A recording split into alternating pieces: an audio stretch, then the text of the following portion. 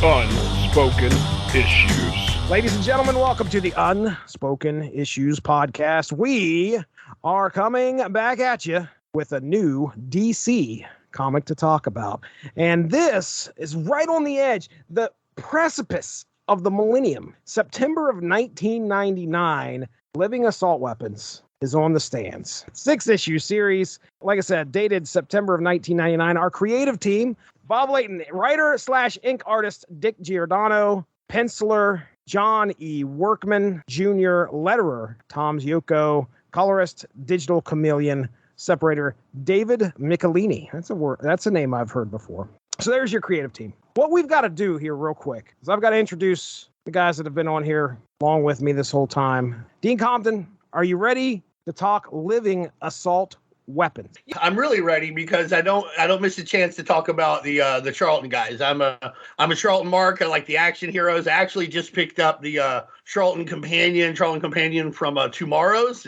It's a little dense so far. I just started and wow, it is a crazy company from its inception, which was founded in a jail cell between a guy who had been selling copyrighted lyrics and another guy who used to be a lawyer who had gotten disbarred for embezzlement in the city he worked for. And they were like, he's like, hey, well, I can help you, legally get that stuff. And he's like, well, I've already built an illegal empire. John Santolangelo had already built an illegal empire selling these song lyrics, and they met. What? And that's how Charlton Publications was formed. Later on, it would, they do comic books. They did the magazine Hit Parader was theirs, which later on it would be like a big magazine in the heavy metal, hard rock, the 80s and early 90s. They made their money on that. They got a printing press and they never stopped it because they would lose money. And they did everything in-house. They printed their own comics. They had a writer on site. They had artists on site. Now they did do, Steve Ditko and Pat Boyette and a few other people did freelance, from elsewhere. But they had Joe Gill on site. They had all this on site. They had their own distribution company. They did everything themselves. And these guys, the Sarge Steel, Blue Beetle, Captain Atom, Nightshade, Judomaster, The Question, Peacemaker, they're all from the what's called the Action Heroes era of Charlton Comics. Dick Giordano was the editor at Charlton at that time, he's doing the penciling here. They did they switched focus for a little bit around 1966-67. They got the Hero game. These guys are called the Action Heroes. There's a famous house ad where it's like Charlton Action Heroes. They aren't half bad. They had a really funny, self-deprecating. Dick Giordano did the letters pages, really self-deprecating humor. They would, unlike Marvel or DC, they would talk about Marvel or DC. Positively or negatively. So, make a long story longer, I'm just a Charlton mark. I like these characters. I don't necessarily like this, but it's anytime I can see the Charlton guys and I can see them together, I'm always in. I just have a place in my heart for it. I'm honestly not sure why exactly. I think it's just because it's something that I learned as when I was first getting into superheroes as a mark, that then I could lord over other people. Like, we all saw Shadowhawk come out at the same time. But motherfucker, do you know anything about the Fighting Five? Well, Darry, this, I believe, was one of your suggestions. Am I correct there? It was, and I have regretted it this entire time. You should have said guilty as charged. Yeah, I've always meant to read this series. I am not a Charlton fan. I did not know anything about these characters. I just knew Watchmen was based on them. So when this series came out back in the day, I was always curious about it. I couldn't pick it up because I had too many books on my pull list in 1999. We were talking recently, and I threw it out there, and you all were nice enough to pick up on it. You dodged that bullet for 23 years. This is definitely one of those series where I finally read it, and I thought to myself, well, there was a reason you didn't read it before now. So I will say, though, I have to give this book credit. Law is written in a style that was antiquated even at the time it came out, and certainly doesn't fit with the other books on the stands today. 99. And I read a lot of modern comics, and a lot of them are incredibly decompressed, and they take forever to get going. This was almost fun as an exercise to go back and to read a comic written in the style of even probably before the three of us were reading, but coming out in 99 just to kind of continue to tell that type of story. So just from the mechanical point of view, I really enjoyed the construction of it. Like I really enjoyed looking at it and seeing this artifact that was on the stands at the same time as Grant Morrison's Justice League and everything else that closed out the 90s. So from that perspective, I am happy I read it. I probably enjoyed it more now than I would have then, because I definitely know 15-year-old me would not have appreciated the semi-archaic style. So. Right. Well, we're going to run down. 15-year-old you have appreciated how easy Sarge Steel bagged that lady. Sarge Steel was the breakout character for me. In fact, I think Watchmen would have been better if they had Sarge Steel in it. I want to say that at the top. That's an incredibly hot take, because I don't know how Watchmen could be better. If only there was a guy with a metal hand. If Dave Gibbons had drew into the background a guy with a metal hand saying, "Is that a squid in New York?" That book, Alan Moore would leave his name on it. That's how good things would have changed. He would have given his keynote at the Anarchist Magician Foundation for the year 2022, and he would have said, "This addition to my comic is so good, I'm keeping my name on it. I watched the movie." Then he would have like held his hand up and like chopped it off and been like, "And now I'm Sarge Steel." But it was all a magic trick. He never chopped his hand off at all. He got them all. No, the thing is, it's both a magic trick and there's a snake where his left hand used to be, both at the same time. This is frightening. This is. Oh, wow. We worked G.I. Joe into that somehow. All right. I've got a scrap iron shirt. So. Transformers is coming up soon. Don't worry, folks. I'm wearing a Transformers shirt right now. Oh, look at it right there. It is. So we're going to break down these characters here because we got quite a few that we are going to be talking about that are in this story. Dean's going to help me out here, but we're going to start out with Sarge Steel. Sergeant Steel, created by Joe Gill, Dick Giordano, first appeared in Sarge Steel #1 from December of 1964. Now, he's currently known as Director Steel. In this story, he's got a pretty high appointment within the U.S. government. Dean, why don't you lay it on us here? Give us your best description of Sarge Steel. Honestly, I like Sarge Steel a lot, but the best way to say Sarge Steel is that he's Nick Fury with more like private eye influence. Like he's got a lot more of that, trench coat cigar. I mean, I know Nick Fury has a cigar, but he's like, I can't believe that there's been another murder. He's kind of more a little working class is wrong to get Nick Fury's like this, but he's just a little more in that direction.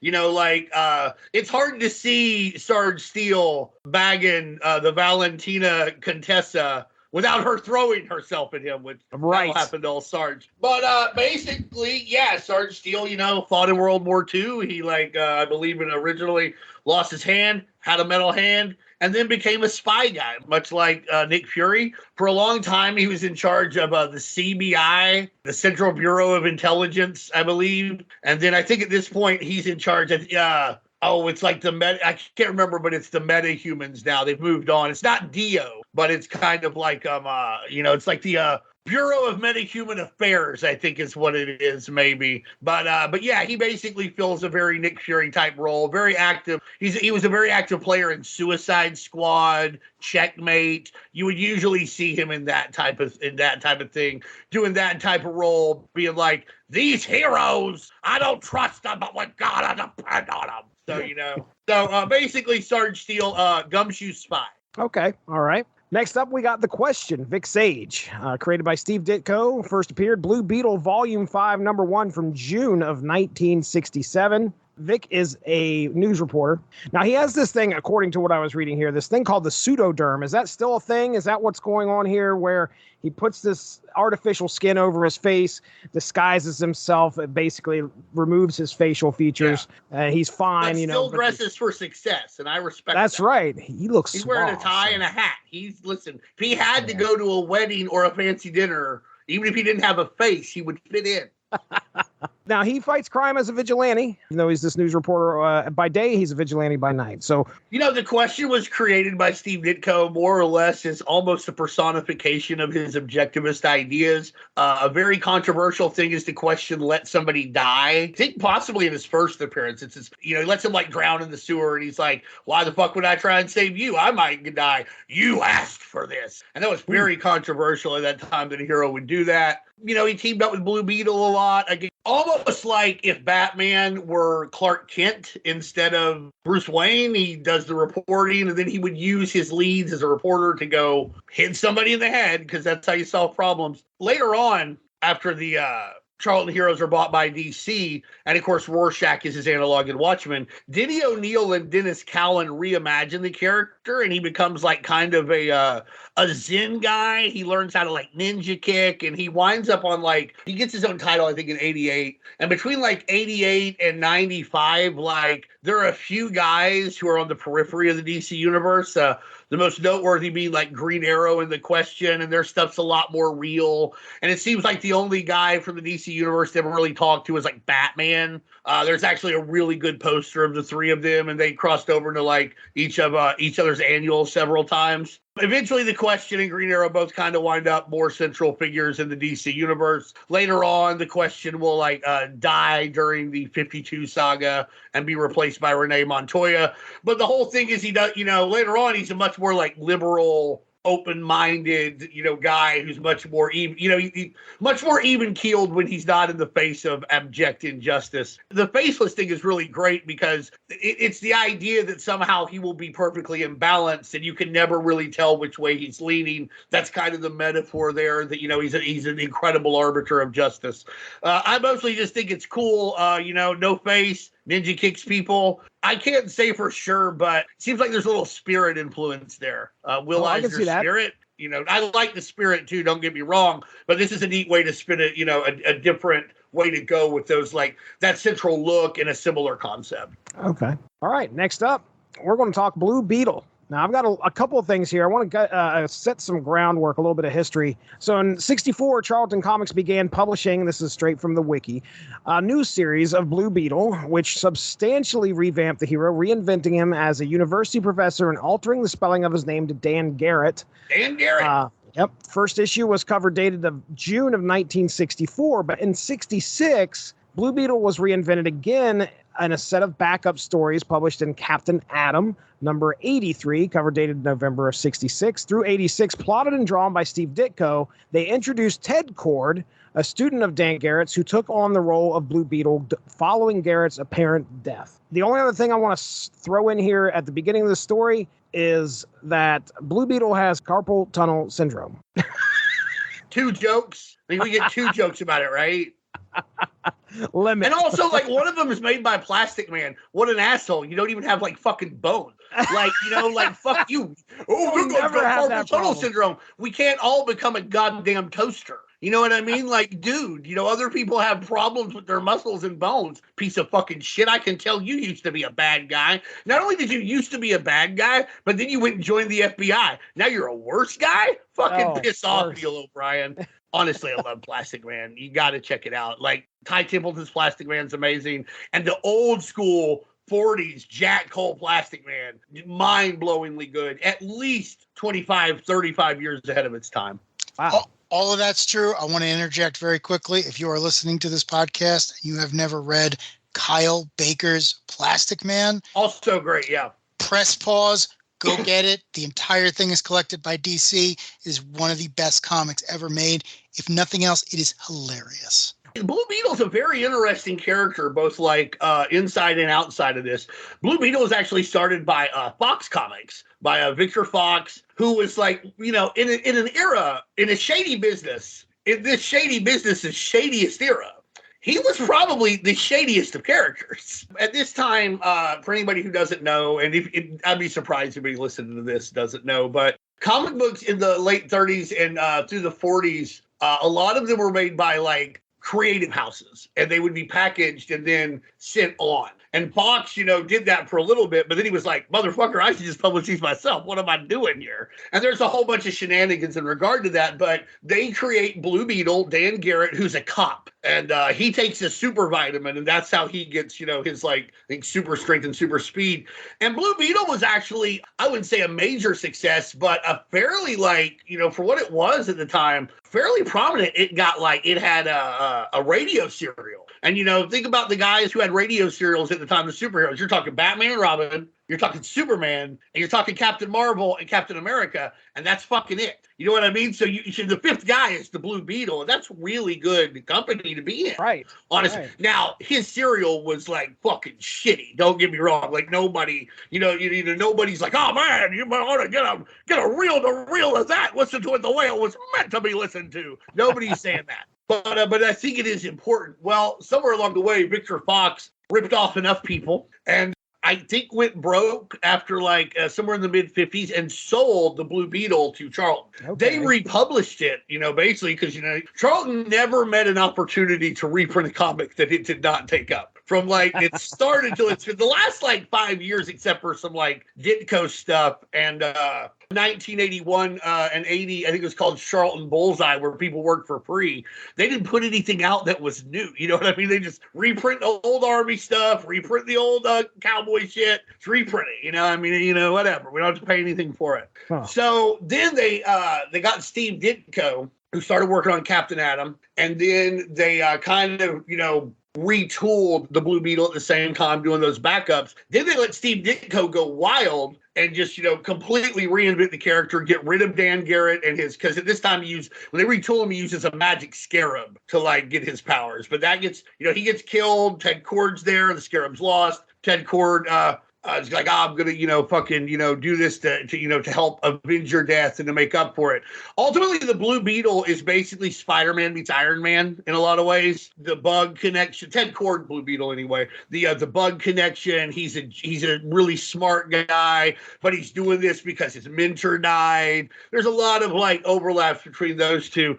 And Blue Beetle, honestly, until recently, probably was the most prominent of any of the Charlton guys. Had a really good series in 86, was in the Justice League for a long time, died during Infinite Crisis, got brought back. The legacy continued with Jaime Reyes, until Peacemaker really broke out. He was probably the most well-known of the Charlton guys. So I'm a big fan. I think everybody who read comic books in the 90s, it's kind of like the Gin Blossoms. Nobody hates the Blue Beetle. It may not be your favorite band, but nobody hates the Gin Blossoms. And nobody hates Blue Beetle. Especially when he gets with Booster Gold, one of the best superhero pairings of all time, honestly. Right. I was going to say, if I hadn't read a substantial number of Blue Beetle Booster Gold books, I would hate Blue Beetle, because every time I look at him, I just think, you left Spider-Man for this? You abandoned Spider-Man because you hated Stan Lee for this? But then he teams up with Booster Gold, and I love everything they do. I really like the 60s stuff that, Steve Ditko did with Blue Beetle, honestly. I mean, you're right. It's unfair to compare it to Spider-Man, honestly. Why did Radiohead ever make as good albums as Amnesiac, Kid A, and OK Computer? I don't know. Sometimes people just, that's the best they were ever going to do. I don't think it's fair. I think if you accept Blue Beetle for what it is, I think you like it a lot. But I do understand a lot of people can't do that. Everybody's not as, refined as I am. The ability to, separate. No, for real. I do that with some things too, so I get it. But honestly, when I first saw Blue Beetle, didn't know that whole story. I saw Blue Beetle for the first time when I got the DC Cosmic cards. So I didn't think to compare him to Spider-Man. To me, he's just he's a guy in the DC universe, Right. The most I knew about Blue Beetle was stuff that I was reading probably from DC in the late 80s. I was reading Armageddon 2001, some of the stuff that was happening around that time. The Eclipse crossover? Maybe. So I don't... Superman? Death of Superman for sure. I mean, that's where he gets his ass beat. Right. Yeah. Imagine that a guy with no superpowers goes against the ultimate Kryptonian death weapon. Somehow doesn't win the fight. Yeah, but lives at least. Thank goodness. Hey, Superman didn't. So I guess that means Blue Beetle is tougher than Superman, right? Doomsday killed Superman, but he could not kill Ted Kord. Well, let's move to Peacemaker, Mitchell Black. Okay. Oh yeah. Now. This is the original Peacemaker, I believe, is what we're getting here. I don't think Mitchell Black have a history in Charlton? Or no, this is a brand new Peacemaker thing.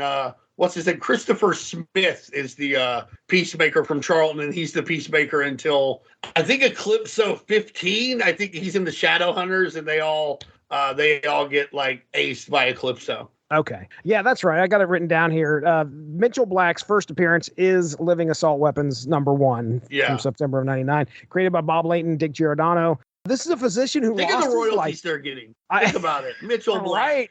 household name. Mitchell Black. Physician. Mitch. Good old Mitch. That's what I call him. Mitch was a physician who lost his license, gets recruited by the Peacemaker Project. Real interesting kind of dichotomy here where he's like, his background is being a doctor and helping people, but he's, part of this project where they are putting him in armor and sending him out to fight things. He is the third Peacemaker from what I've read. He's the bones of the DC universe because he's always like, I'm a doctor. He never seems to. Damn it, Jim. Damn it, Sarge. He's the latest in the Peacemaker line. They've done this Peacemaker Project thing now where there's lots of them. Historically, Peacemaker's a guy who loves peace so much he's willing to kill for it. Rich guy who, sets up a lot of philanthropic organizations to help orphans and things like that, but also is like, hey, these nations are going to war or these entities are going to war. I better get in my big fancy helicopter and shoot them with Sidewinder missiles. So I love Peacemaker, to say the least. I don't like this version of Peacemaker, not because of the character or anything. I don't like the way it looks. I like the classic look a lot better. And I don't like this whole Project Peacemaker thing. It's pretty weird. It's also weird that it's so top secret that Sarge Steel didn't know about it, but Sarge Steel knew about Project Peacemaker from back in the day, from when he was in charge of Task Force X, and that was part of under his command. But I guess he forgot. Maybe he's got lead poisoning from his metal hand, and it's affecting his memory. That could be. Then we have Nightshade, Eve Eden, created by David Kaler and Steve Ditko. The character first appeared in Captain Atom number 82 from September of '66, originally published by Charlton Comics.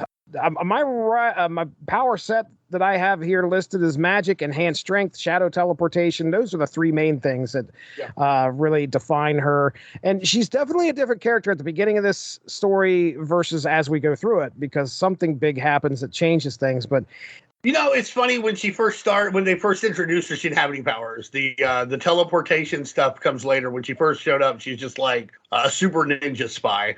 And obviously that's, why Silk Spectre in Watchmen doesn't have any powers, even though they're analogs. She doesn't have that because it didn't come into play until Suicide Squad, I believe. But great character, the only lady of the action heroes from the Charlton lineup. So good for her. Way to get things done. All right.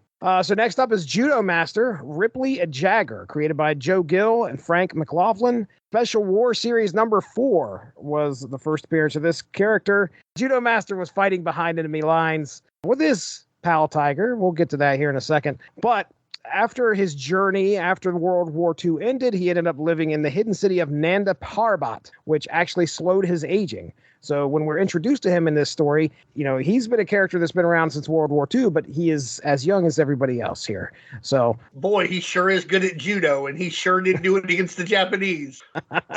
Joe Gill, the co-creator, though, might be the most prolific comic book writer of all time. He was the writer at Charlton. Like I said, they brought everything in-house, and he wrote it all. War comics, superhero comics, westerns, romances, and he would come in it was like his 9-to-5 job. That's what he did. He wrote comic books all day, and he wrote probably I would hazard a guess about 85% of the Charlton output ever. Again, I haven't gotten to the whole companion yet. But I'm sure it will confirm somewhere in that ballpark. But yeah, that's really it with Judomaster. They try and reinvent him a couple times, in the Justice League Quarterly we also read. And I think later Doomsday rips him in half during the Battle of Metropolis. Ooh. That seems like something that happened that sounds familiar. About an Infinite Crisis, right? Yeah. The Battle of Metropolis and Infinite Crisis. I think Doomsday rips him in half. And also, I can't help but think, when I hear Judomaster, I think about Taz, because he used the kata hajime, that judo hold,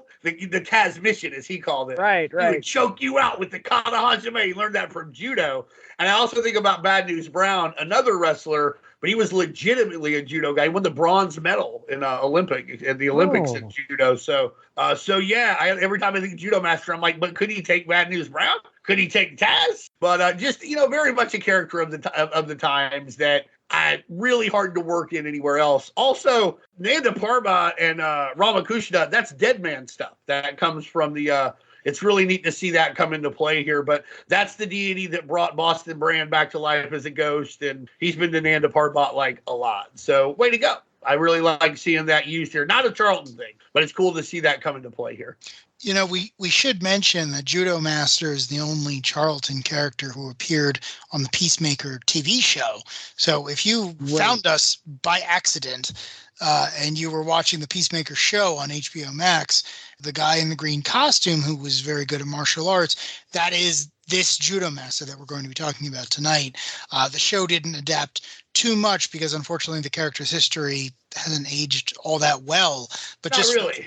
Yeah, and part of that is acknowledged here, but just for name recognition, like I think most people might actually know who the Judomaster is, as opposed to Nightshade or Captain Atom. Yeah, significantly less bags of Cheetos in these issues for Judomaster. I still haven't seen Peacemaker yet. I really need to see that. I know it's good. Yeah. It's one of those things, guys, as I get older, like I really have to be in a mood to do something. The mood hasn't struck me. I'm busy reading Flash number 222. One of the heavy hitters of this series, who gets sidelined pretty quickly, Captain Atom. So Nathaniel Atom, created by Joe Gill, artist and co-writer Steve Ditko, first appeared Space Adventures number 33 from 1960, March of 1960.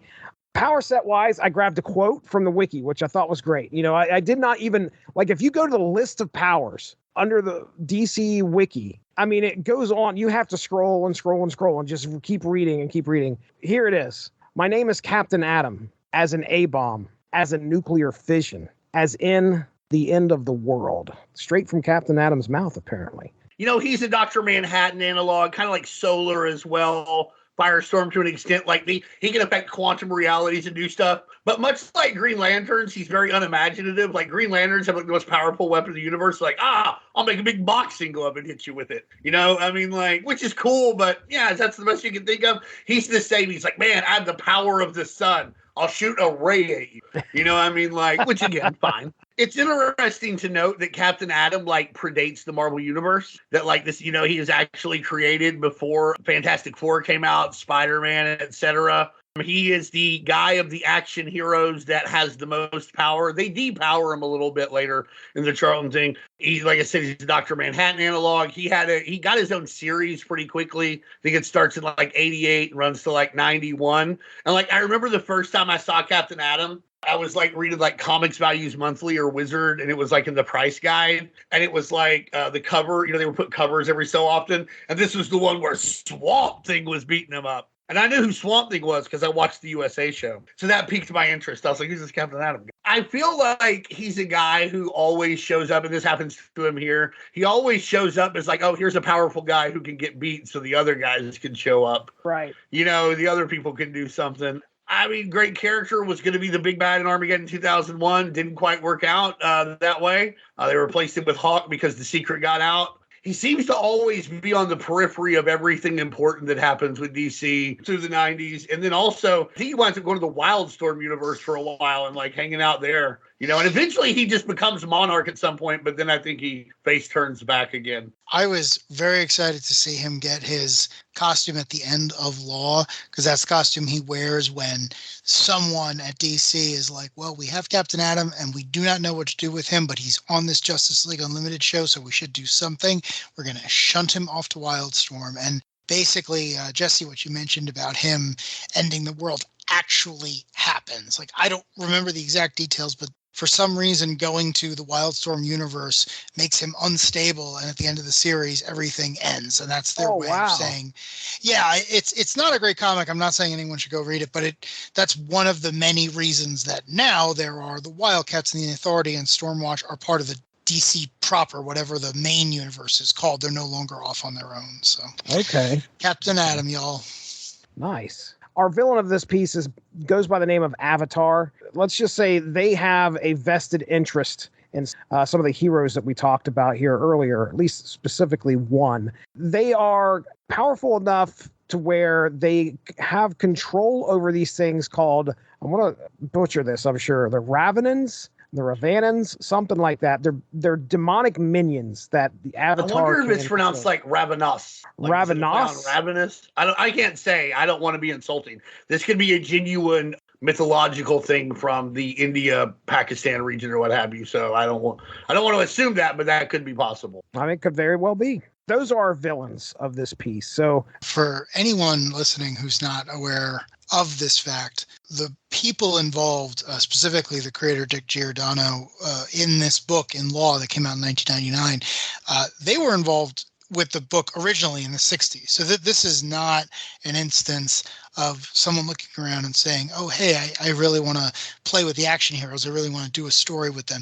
This is someone who was involved with their inception and cared about them a great deal, saying, I want to take this opportunity to let these characters have one great story, and for whatever reason it was allowed to happen. So this is actually they were trying to do this from the time they got them, because Paul Levitz actually bought them, from what I understand, as like a gift for Dick Giordano, and then he kept them away for a while. It's one of the reasons why they weren't in Watchmen, because he was, at some point he was going to get to do something, and he was the editor-in-chief, and it just never happened until 1999. Correct me if I'm wrong. Alan Moore's plan with these heroes was to kill them, and then somebody came in and said, no, wait a second, we just got those guys, you can't do that with them. Is that right? Basically, that's what Dick Giordano said. Okay. All right. Yeah, my understanding is that they're DC, right? And this guy from England just fixed Swamp Thing, and these other English people are fixing Sandman and Animal Man and the Doom Patrol. So they're basically like, hey, we just bought the action heroes. Do you want to play with them? And Alan Moore was like, oh, yeah, you know what? I think I might want to do that. I had a couple of ideas for the Archie characters, but you don't own them. Give me a couple of weeks. And then he comes back with, I don't remember what the original title was. It wasn't Watchmen, but Watchmen. And they were like, this is really good, but you're going to make these characters unusable. And we just paid for them. Like, could you file the serial numbers off? Which is why we have Rorschach, who is a household name, as opposed to the Question, who is incredibly well known. But I mean, Rorschach is Rorschach, or everyone knows who Rorschach is. So. Well, let's go ahead. We'll get into the first three issues here real quick. Real quick synopsis. The Justice League has disappeared along with its Watchtower headquarters. The culprit, mystical being by the name of Avatar, now has the world's militaries in their sights, using demonic underlings called Ravenons to attack. Shortly after, Captain Atom is soon captured by Avatar, and now the White House is to act fast in order to address the threat by having Director Steel contact the Peacemaker Project. Meanwhile, the Question and Blue Beetle investigate to find where Avatar is calling home, running into a recently returning Judomaster. Commander Steel soon summons the trio to the Peacemaker Project, where they meet up with the now emotionless Eve Eden, Nightshade, and Mitchell Black, the soldier of the Peacemaker Project. They enact a plan to infiltrate Avatar's stronghold, and during the mission, Judomaster is captured and Blue Beetle's bug is heavily damaged. Heading back to Project Peacemaker to regroup, the team learns there is a traitor that is feeding Avatar information. By the end of issue 3, Judomaster learns the shocking revelation of his enemy's identity, and that is his friend from the past, World War II past, Tiger. One of the biggest problems with this series is, for a series that was ostensibly designed to get the Charlton guys over for a new generation, it's centered around the Justice League and how everything won't work unless the Justice League shows up. Justice League's on like the first 2 pages, you know what I mean? It's also another thing that keeps coming up that bothers me a lot, and it starts with Batman, and then Blue Beetle continues it. There's an earthquake on the moon, and Batman's like, that's impossible, there's no fault lines here. There's got to be half a dozen guys in the DC universe who can make an earthquake. Major disaster immediately comes to mind. And then later, Judomaster does stuff pulls some nails out of a fence so they can go through it. And then later we'll change his molecular structure so that he can phase through some restraints. And Blue Beetle's like, that's impossible. You're on a Justice League with Superman, Captain Marvel, Dr. Fate, Captain Atom, Bloodwind, Maxima, Guy Gardner. What the fuck are you talking about? What the fuck are you talking about? This is impossible. It's just bad writing. It's really just bad writing. Really, really. Because they really want to get Judomaster over he is, something very special. And I'm not saying that was the wrong thing to do, but they do a shitty job of it because of that. The Project Peacemaker thing, again, like I said, it's weird that Director Steel wouldn't know about it. It's also amazing how he's just talking to Bill Clinton. They just drew Bill Clinton. It was just right on. Yeah, that's Bill Clinton. That's Bill Clinton. The problem, and I hate doing this about this stuff, but it doesn't work. The first 3 issues don't work. I don't like very much that happens in it. These are characters that I love. I don't like that, like, they take Captain Atom out of it immediately and then he doesn't do anything else the whole series. Like, until they get him out of his prison. What are you giving me here? If this is going to be the Charlton heroes and we're getting them together and you're putting them all on the covers, then they need to all team up at some point. You said there's a team named the Living Assault Weapons, which is shitty, by the way. Joey Cavallari is like the editor on this, and I'm just shocked that he's associated with something this bad. He's such a great talent. You know, the 2099 line when he was there was so tight, just wild, you know. But of course, you're dealing with the legend Dick Giordano and Bob Layton, who he's pushing from what I understand. But they never give you that big team-up moment. The most powerful guy just doesn't do anything. It's all centered around these guys doing stuff so they can free the real heroes. It just doesn't come together. I don't like all these peacemakers. I don't care for the new peacemaker. I wish they had gone with that classic look, like I said earlier, with the half helmet and the red and the blue. I don't know. It just doesn't come together for me. Those are most of my notes from the first 3 issues. I did like the Nanda Parbat stop. I'm a mark for that. It was cool to see those things mentioned. Wow, that lady who throws herself at Sarge Steel. That's just bad. It's like funny in the best way because it's just so stupid, but it's so repulsive. It's just terrible. Like, is Sarge Steel just like one of their fiction suits? Because, like, man, all he does is cool stuff and say cool things, and he makes out with the hot lady 40 years younger than him, and he's been shot 100 times, and they have sex. Oh, yeah. I don't know. So those are pretty much my notes. An incredibly lackluster start to something that doesn't even get to the level of mediocrity. It's like a collection of Motley Crue B-sides. Why? Why did we need to know Sarge Steel could get laid? Like, this is something that we had to know? I don't know, because they're also obsessed with carpal tunnel syndrome, and they kind of insinuate that maybe Blue Beetle got it from jacking off. But, like, so maybe they're like, hey, Sarge Steel's better get laid because he can't jack off. You know what I mean? Like, well, he is missing a hand. Yeah. It's not good. Also, like, don't they basically say Blue Beetle is embezzling from his company? Where, like, he gets a contract, and then they're like, hey, questions like, hey, how much of that $500 million do you have left? Don't ask. That's not how you run a company. You can't just have $500 million and be like, oh, I'll build an airship that's also submersible. You can't do that, Ted Cord. They're going to want the receipts, sir, on the money that you spent. You have a CFO. I watch a lot of episodes of American Greed, buddy. It doesn't usually turn out well. On the other hand, he can go underwater, so I guess they will never catch him. I'm with Dean. A couple of things that I did like. He mentioned how the Justice League is up front. I think that's what originally attracted me to this in 1999. Like, you have the Morrison Justice League right up front. So if you're in the store and you're flipping through this, you see the Watchtower, you see the New Gods, you see all the hallmarks of that later, more successful run than when Blue Beetle and Captain Atom and the others were on in the 80s during Justice League International. But there's a couple other cameos that I love. The character of Fate shows up in the first issue. Yeah. So that's the 90s version of Dr. Fate, who had a cool Ankh tattoo over his eye. Good old Jared Stevens. I mean, yeah, he mainly shows up to rip the... What was it? He did something to Eve that caused her to become... She has a succubus inside her, and I guess... There you go. Out. I guess so. What's funny, though, is this would have been coming out in real time around the same time as the first few issues of Robinson and Jeff Johns' JSA. And in the first few issues there, like, Fate gets killed by Mordru. And in this character, and in this issue, he's like, oh man, I better have this wine. I wonder if it goes well with Taco Bell. Was he drunk? Did he let his guard down? And that's why he got aced by Mordru? He's supposed to be like the protector, the Lord of Order. He's out here farting out a chalupa while he's hammered, and that's how Mordru got him. But you can almost picture Giordano or Layton writing the script where it was like, and then Dr. Fate shows up and does this thing to Nightshade so that we can have her have no emotion for the rest of the story. And some editor was, reason. Yeah, exactly. But some editor was what does that add? It adds nothing. It adds it's nothing. Stupid. Yeah.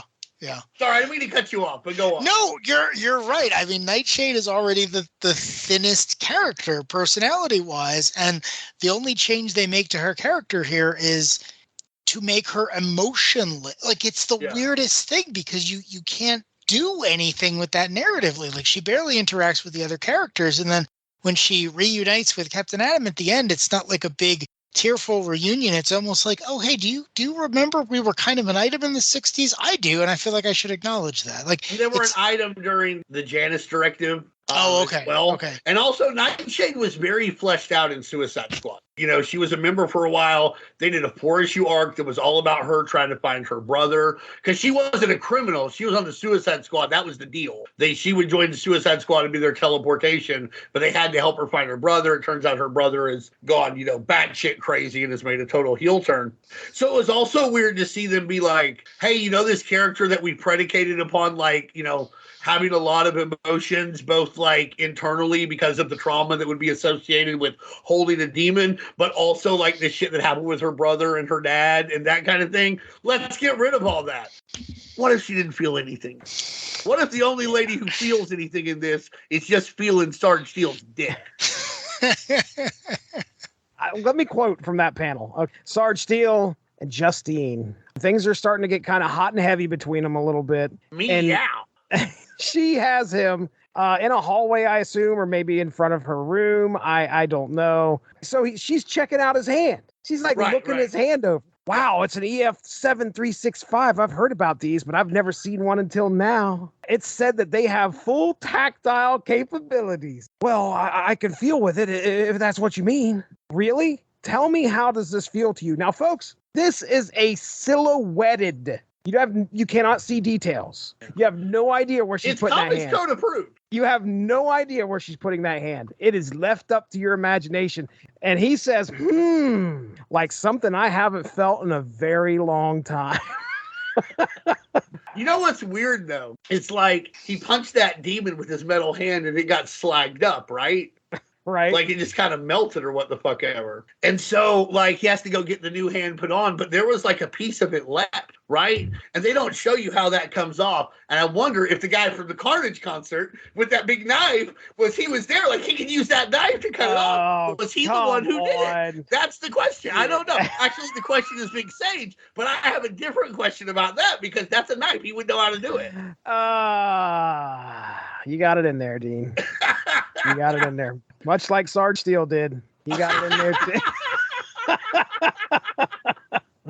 You guys have a lot of respect for the Charlton heroes. Do I know much about them going into this? I don't. See your guys' expectation of what's supposed to happen in this book with these characters finally reuniting. I'm like, oh, hey, look, it's the Question. Oh, look, it's Blue Beetle. I would like to say that out of the three of us, Dean is the Charlton fan. Okay, all right. I am more cautiously curious about these, for lack of a better term, off-brand characters. But I have nostalgia for a lot of truly, objectively terrible things. The Charlton action heroes are not one of them. Okay. No, I don't think you would call the stuff that came out in the 60s terrible. I think it's good, especially for the time. You're talking about Dick Giordano as editor in his prime. Steve Ditko's doing a bunch of this stuff. It's probably Joe Gill's best work. Pat Boyette, great work on the Peacemaker. And then, we'll talk about Thunderbolt later, but Pat Morisi's Thunderbolt's really cool. Costume like the old school Daredevil, and he had the foresight to own the character. So, I don't think that stuff is bad. I do think that living assault weapons is objectively bad, and I think some bad things have been done with them since. But I think the original stuff is actually almost inarguably like the creative apex of Charlton. That having been said, that would make it like the 12th highest mountain in the United States, but a mountain nonetheless. I haven't read the 60s stuff, so you are absolutely 100% correct. I am not forming an opinion on that. I also agree that I like the fact that someone is trying to do something with these characters, because when we did our Ultraverse episode and even our Valiant episode, I had said it both times. I almost wished DC would have bought those companies, because it would have been really nice to see some of those characters be integrated into the larger DC canon. One of the things DC does really well is it shepherds these other continuities into themselves. I am currently getting a Wildcats book because of that, and I certainly wouldn't if Marvel had bought Wildstorm. So no, I'm agreeing with you. I don't have that gut level reaction. Like even Watchmen, I love Watchmen the comic, but the individual characters are written almost to be like sad pastiches of these guys. So one thing I will say that we didn't mention before, I just want to throw out there, you mentioned that the question, a very violent vigilante, but based on an even more violent vigilante. Like one of the things that Ditko did after he left Marvel was he created the character of Mr. A, who is, who is, to your point, 100%, what if objectivism was a person and wore a mask and decided to punish people. So the question is a really interesting take on that, because unlike the others who are, demonstrably superheroes, the question is pretty hardcore. He doesn't have a lot to do in the Law book, but a true Steve Ditko-esque question book wouldn't be all that different from Rorschach murdering the pedophile. So that's always been something that interests me. And I think for a lot of people these days, like my little sister, who is like 9 years younger than me, she likes the question because she saw him in Justice League Unlimited. And I think for a lot of people, that's the question. That's how the question is, which is honestly a great take on the question that probably amalgamates the Ditko objectivism with the Zen liberalism of the Denny O'Neil stuff in a way that I didn't think was possible until like the magic guy, the late Dwayne McDuffie himself, like somehow made that work. To where like you kind of feel like he's got that crazy objectivist, weird right-wing conspiracy thing, but he also has like the heart of the Denny O'Neil character, who was very much into like helping people and learning more about himself. That's the question. You're right. Mr. A is a much more hardcore question. Rorschach arguably more hardcore than both of them. I love JLU. I'm with you 100%. Jeffrey Combs doing the voice acting. But the thing I love most about that show is they are sitting around and they're like, hey, we need the question to talk to someone. Who should we bring on? Oh, I know, the Huntress. Has he ever interacted with the Huntress before?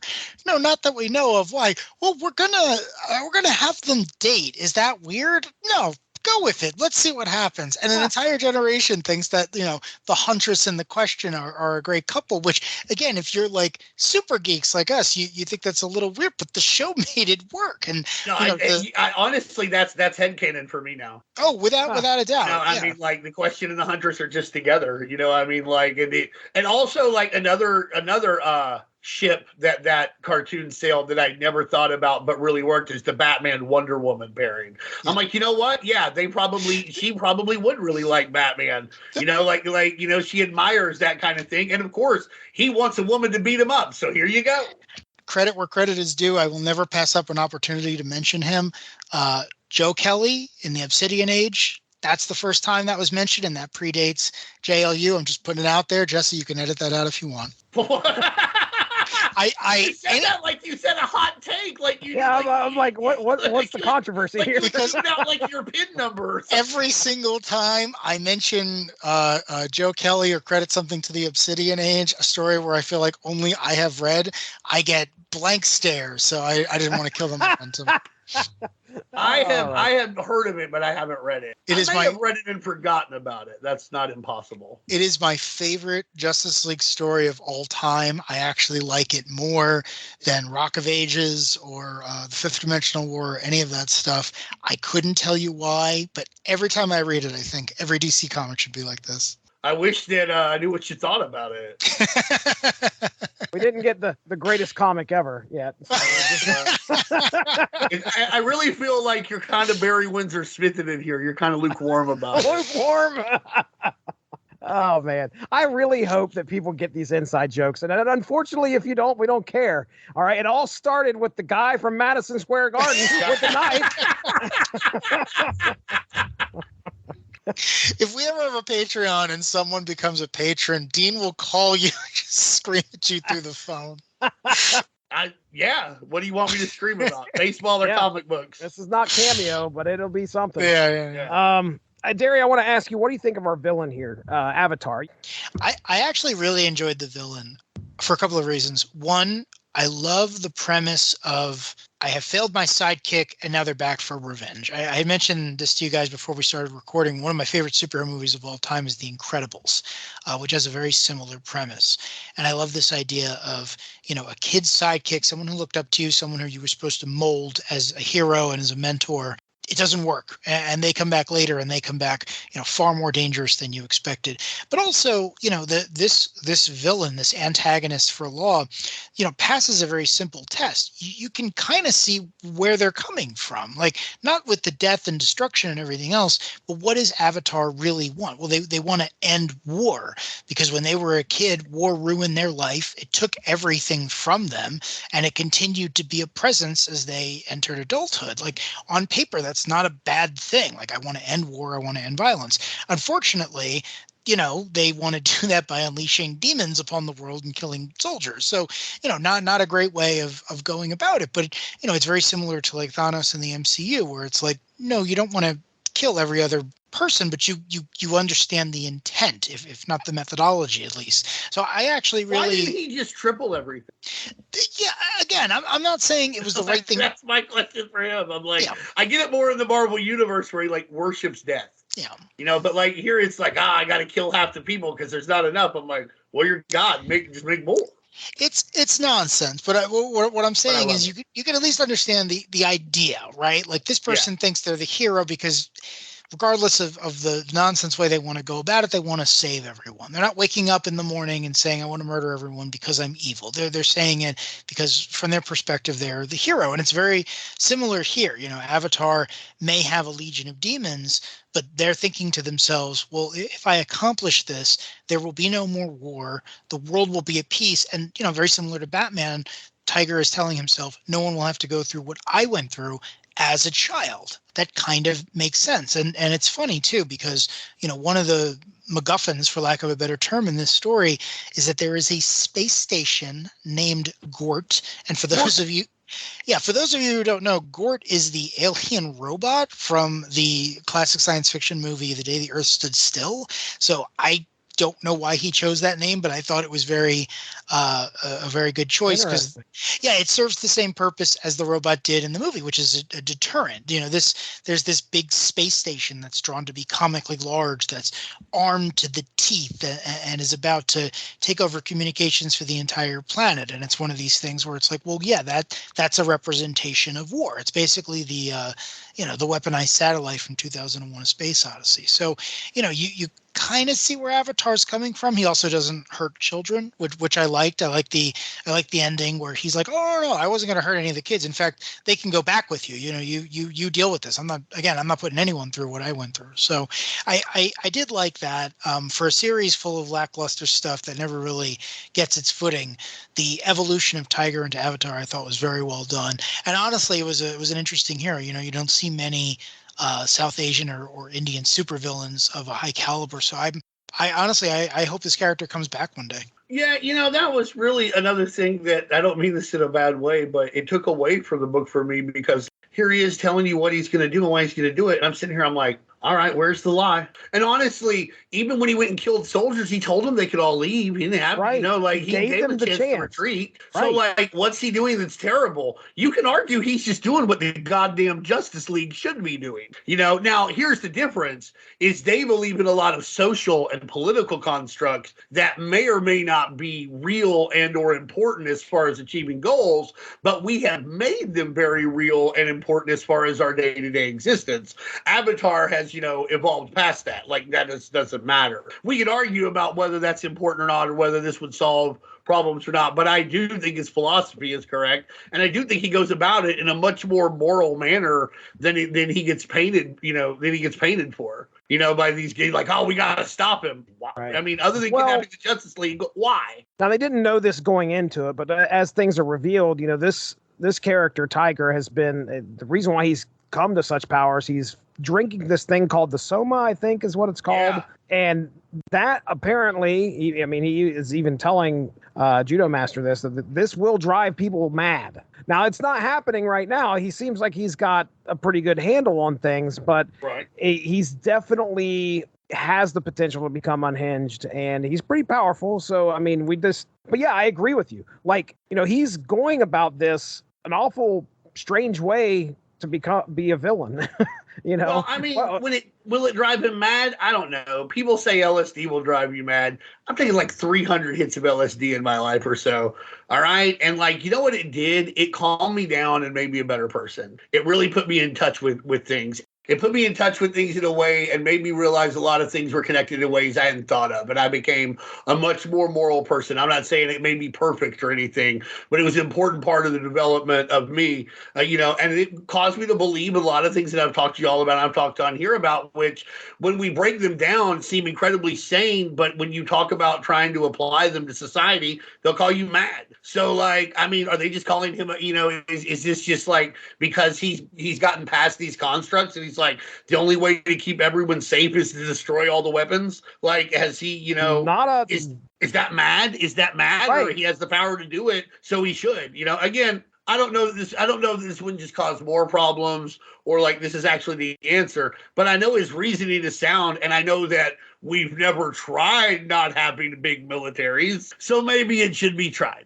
Maybe you can keep the Justice League around as a counterbalance. You know what I mean? Also, that's the other thing about this comic, too. Where's everybody else if this is such a big deal? Where's the Titans? Where's Young Justice? Where's the Outsiders? Where's the Doom Patrol? Where's the Global Guardians and the Hero Hotline? Where are these people? Can we all agree that Dick Giordano and Bob Layton hadn't read a comic that featured any of the action heroes in between Crisis on Infinite Earths and now? Because everything we're pointing out, it's like, no, I have comics where Sarge Steel and Peacemaker hang out in the 80s. Blue Beetle and Captain Atom were Justice League members when there were dozens of members. Like, it's very obvious that all those stories are just being ignored because they want to follow up on what they were doing in the original continuity. I feel like that's the only way this story works. That's kind of what I felt. I was like, oh, the band's getting back together, but really it's kind of like, well, do they know each other? Do they not know each other? This is like these guys getting together and they're kind of feeling each other out again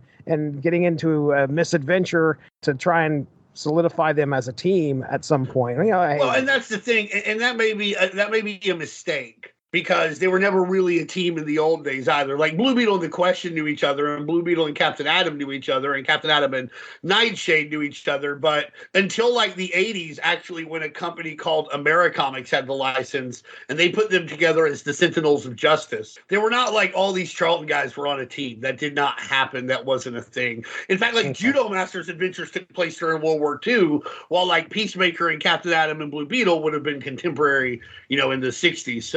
So that may be part of the mistake. I don't necessarily want them to be a team, but I do. You want them to all be together, if that makes sense. I do. And you're promising to bring them together, and they do have this. They have this meta connection that we all know about. So you want to see them fight together, even if it doesn't wind up with them becoming, the Justice Battalion who gets fucking aced in Kingdom Come. I was just gonna say, was that a Kingdom Come reference? That made my entire night. For those of you who don't know, Mark Waid and Alex Ross bring the action heroes back in Kingdom Come, and then the same exact thing happens. Captain Atom, in this costume from 3 years earlier, gets taken out early in the fight, so they don't have to explain why he isn't involved later on.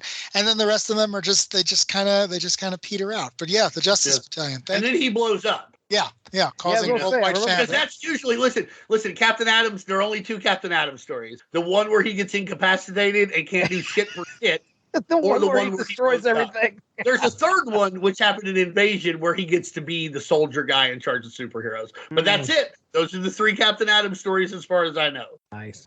4 through 6. Bear with me here. I wrote a lot here for some reason, but here we go. Issue 4 gives us Judomaster and Tiger's story. Tiger was Judomaster's ward in World War II, but when Japan surrendered, Tiger's immigration to the U.S. continually falls through. The pair travel the world looking for a martial arts haven called Nanda Parbat. Pronouncing that incorrectly, I'm sure. However, Tiger grows tired of traveling with Judomaster and bitterly leaves him. Upset with the plight of children affected by the horrors of war, Tiger acquires some objects of immense supernatural power, giving him the ability to control the Ravenans and immortality, becoming Avatar. The only drawback is that it drives the owner mad. Unknown to Avatar, Judomaster is able to free himself. This is back in the present time. Judomaster is impossible! He's able to free himself, and the two fight until Tiger is actually killed. Judomaster rescues Captain Atom, who is in a liquid state. I think he puts him in a cup or something. I don't know. Who's in a liquid who's in a liquid state at this point, but then revives Tiger and leaves. Undeterred, Avatar contacts his mole at the U.S. government to control a large satellite to unleash an EMP to cripple the military. Aware of this, Blue Beetle, the Question, and Peacemaker head to space to stop it. Landing, the team has to avoid the satellite's defense mechanisms and is successful, but Blue Beetle suffers some serious injuries after being electrocuted, nearly sacrificing himself to stop the weapon. Nightshade, with the help of Martian Manhunter, finds the watchtower and frees the JLA. Victory well in hand, Judomaster reaches out to Avatar, appealing for him to release the children that were under his protection. Avatar agrees, but swears their war is not over. Concluding the story, Blue Beetle recovers and decides to shelve his passion for crime fighting as he has had a bit of catharsis during his adventure. Mitchell Black looks to leave the Peacemaker project, but is advised he is not allowed due to a past mistake. Captain Atom is able to reconstitute himself after some wise words from Judomaster. And the last words of Vic's piece before he hits delete. I'll read it straight from the comic. Cap had to face a crisis of confidence in order to discover who he truly was. The Blue Beetle, the Peacemaker, and the Judomaster saw the guilt of their past evolve into the thing that threatened their hopes for a future. And poor Nightshade had to lose her humanity in order to recognize its value. But what about the Question? The lesson I learned from the Avatar was that our pasts are always present. I learned that conflicts, no matter how small, can result in enormous tragedy when left unresolved. And most of all, I learned that when all else fails, friendships are the glue that holds our tenuous individual realities in place. The end. Judomaster looks to find Tiger and bring him to the light at some point, while Tiger is out looking for Nanda Parbat, the realm Judomaster was in before recently returning to Earth. So there you go. Hey, don't forget, Sarge Steel is on a private jet with his hot girlfriend, who it turns out she's rich. The whole thing or Question at the end is great because he didn't really do anything. He's got no superpowers. He happens to know the Blue Beetle, so he gets to go into space. You know, it's not like he did any detective work or really figured out what was going on, but he was present and he learned all this stuff. So he immediately starts writing it up. And then, you know, he very dramatically, presumably holds down the delete key for, I don't know, 20 minutes or so, because no one knows how keyboards work in 1999. Which actually is a trope I like because, and I know this is random, but they do something similar in the 2003 Daredevil movie where they have Ben Urich dramatically hold down the delete key to remove his storyline where he's going to unveil Daredevil's secret identity. I don't know who stole from who, but that's what that made me think of. Save it and delete the file, bro. Again, who knows? Who knows? They keep going back to the Peacemaker Institute, the PAX Institute or whatever it's called, and the governors who are both like random animatronic things that represent non-corporeal concepts, but also terrible stereotypes of what you would think delegates from different first world countries are. And they're constantly like talking about how, no, we need this thing and we need operatives and we need everything else. To go back to Dean's point, it's kind of like, yeah, Avatar's making a lot more sense here. Remind me again why we need guns, because I don't know about this. Right. You have the Peacemaker institution, and it's apparently more well funded than the UN because they can effortlessly launch space stations and everything else. But they also don't think anything of like blackmailing and press ganging a random doctor into becoming G.I. Joe. So the whole thing is very weird, and I don't know that it was intentional to make the villain's point of view a little bit more palpable, but that's certainly what I get towards the end. And the other thing that I really like is Judomaster, who is the character I knew the least about coming into this because he doesn't even have an analog in Watchmen. As far as I know, he's just a white person who's incredibly good at the martial art of judo. He kind of keeps pursuing this idea of, well, I'm going to bring you back. I'm going to redeem you. Like you did this thing and it was really, really bad, but it's kind of my fault. I need to bring you back. Like it's not enough to defeat you. It's not enough to lock you up. I have to make up for this. And I do like that. I like the idea that Judomaster hasn't given up on his ward, even if these characters are not necessarily going to be household names. I really did appreciate that aspect of the character because it seemed very consistent. And then finally, poor Nightshade. Like, oh my goodness, you know, you're the one who actually finds the Justice League. You're the only one with superpowers that seem to matter. You know, you have the ability to jump into the netherworld where the Ravenous are coming from. You have a lot of agency. Shadow tornado.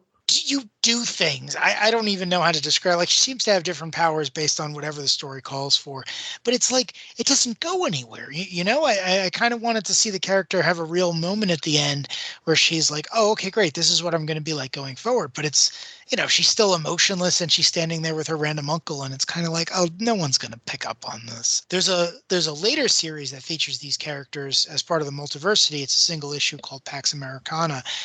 Nightshade, Eve Eden gets much more agency there, but still, you know, the least developed out of the six, and I feel like that's just unfortunately how the game is going to be played. Yeah, I mean, you know, it's a 6-issue miniseries, and you're told a story, and everything's wrapped up. But unfortunately, it's very forgettable. It's not a great way to close out the 90s. I was kind of like on your side there, Darry, where you're like, I want to see Avatar come back. As we close this out, I think the most promise for me is like, okay, Avatar's still out there. At some point, he's going to show back up, and we'll get another story where these guys have to maybe come back together. Does that happen? Or are you guys aware of anything like that? Or does Avatar No, just I don't think we fuck ever right off? hear. I think this is something that DC hopes that nobody ever talks about again, because it got, you know, it got over, you know, like a dead fish in a locker. You know what I mean? Like, no, it's not good. The other thing to remember is these characters are not going to have a great time of it in the coming decade. You know, Dean mentioned before the Judomaster gets unceremoniously torn in half. Yeah. Ted Kord is murdered. Like a big part of that Infinite Crisis era is the idea that there's really just no place for a wisecracking, bug-themed superhero. And, you know, if you say that out loud, you might have a better understanding of why DC is constantly in crisis mode. Especially when you consider, and no offense, because I love Jaime Reyes, like, we don't have room for a wisecracking bug-themed superhero. Let's replace him with another wisecracking bug-themed superhero, but he'll be younger and Latino, which I honestly think is good. I'm not complaining that they made him younger and Latino. That's you know, really good. I don't mind that, but like, your it's weird that that's your argument. We can't have Ted Kord because he's like X. We'll have Jaime Reyes because he's like X. Yeah, Ted Kord has a rough go of it. He shows up in the book The Birds of Prey, and there's this running joke about how he has to wear a girdle because he's so out of shape. Because he's fat. Yeah, and that starts in Justice League. Oh, that starts in Justice League. Yeah, oh, okay. Justice League, him and Booster Gold get out of shape at one point. Yeah, he's pretty much outside of his own title. He's pretty much a joke character until he dies. He's one of those characters, and I guess Speedball had a similar thing where nobody realized how much they liked him until they were gone or transmogrified. Yeah, no, that's an excellent point. You know, you murder these seemingly innocent characters, and then everyone, you know, suddenly gets in arms over it, and it's the first time they thought about the character for a while. But well, I think people had thought about him. I think the thing is like, I think a lot of times, and this is one of the reasons I have a hard time reading a lot of modern mainstream superhero comics, and it started around Infinite Crisis, is they're supposed to be fun, and Ted Kord's a fun guy, and Speedball's a fun guy. Everybody's not supposed to be Spawn and goddamn Punisher, you know, and like right. You know, Dark Wolverine, you know, when he's at his darker moments. There's supposed to be some fun characters. Daredevil doesn't have to be born again Daredevil. He can be the Carl Kessel Daredevil, which was like swashbuckling and fun. Like, it could be different. And I feel like around the time that they killed Ted Kord, DC especially was just trying to leech all of the fun out. If there's no fun, what's the point? I already live in this goddamn forsaken real world. I don't need something to not be fun. Right. I want to escape. Right. Which, again, doesn't mean there's not room for stuff that's a little more challenging or dark. It's just, I just hopped onto the wiki to kind of see where our creators go after this. Well, I can tell you the big thing that happens on both Bob Layton and Dick Giordano's wiki, and that is in December of 2000, Layton launched Future Comics. Right. So are they, at that time, are they cutting ties with DC and not doing anything with them? Well, Dick Giordano had been the editor of DC for a while. He had been freelancing for a while, and Bob Layton also had been freelancing. And Dick Giordano, like, he passes away within a decade. Yeah, I was going to say around 10 years from now. So, yeah. You know, the other thing that we didn't mention, but feel like I should, even if I don't want to.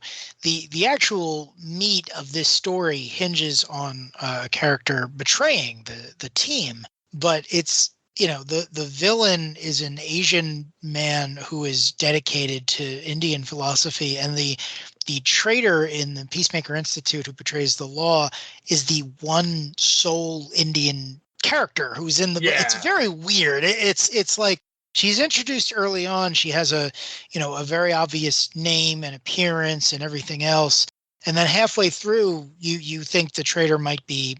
I don't know, Justine or whomever Sarge is hooking up with, but it's not. You're shown very clearly to be this woman, and again, she's got a very relatable position of like, well, I need to save my son, and this god from my home said he could do it. So it's just one of these things of like, it reeks of Orientalism, like I've talked about before.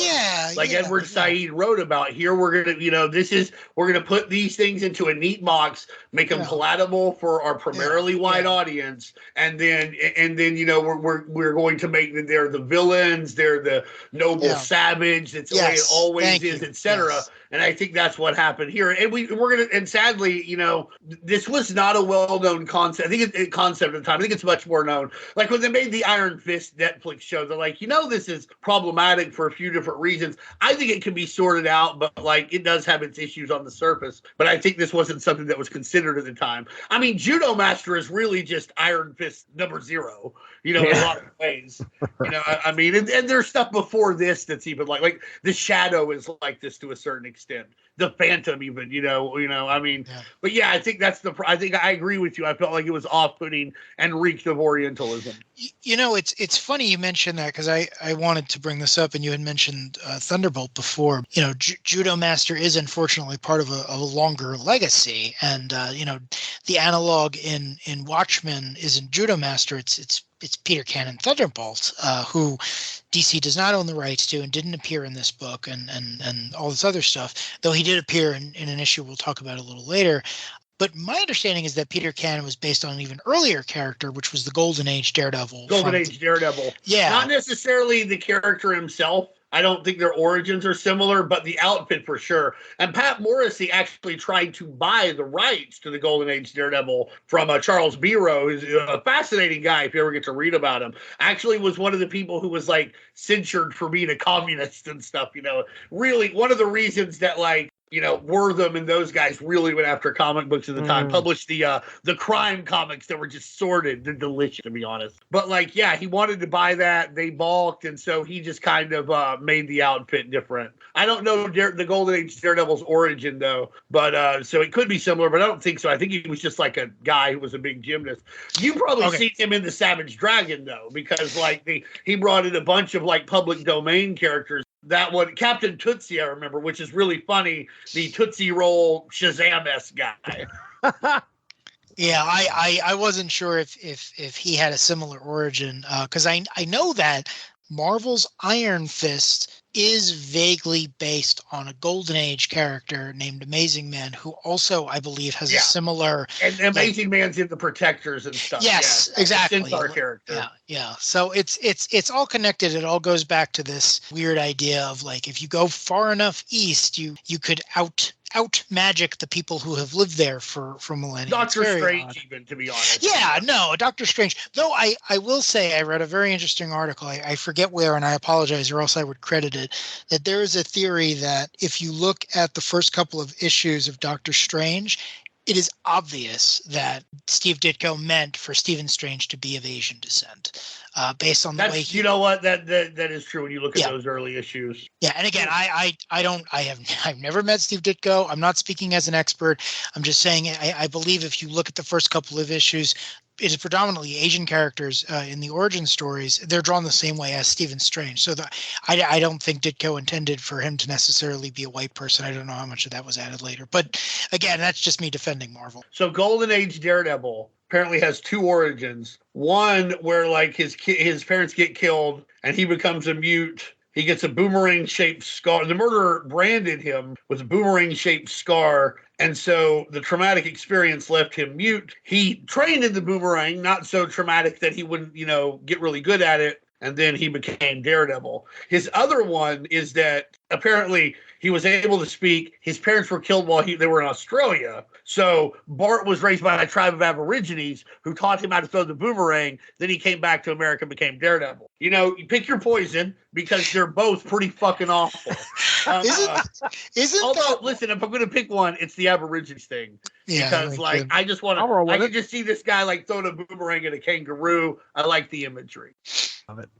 Oh man. All right. So no, they don't have the same origin. Any other notes here on our 6 issues of Law, Living Assault Weapons? Do we ever know why they're called that? Characters start saying it. You start saying it, right? Yeah. A couple of things that I have. Number one, wow, why isn't this a 5-issue series? Because goddamn, everything, all the crises are like solved in issue 5. There's no punching or fighting in issue 6. It's just a Judomaster talking nicely to Captain Atom while the question hangs out. You needed that scene where Justine says, well, I'm also wealthy. I'm not only gorgeous and interested in random old men who were probably pretty mean to me. A girl can't be fucking rich, dude. What? Welcome to the 90s. How many times is that said in here? Like, you know, 13, it's 1999, right? Dude. You've had 9 years to get used to the 90s. Years. I was thinking the same thing. Half of this fucking comic takes place in the 2000s.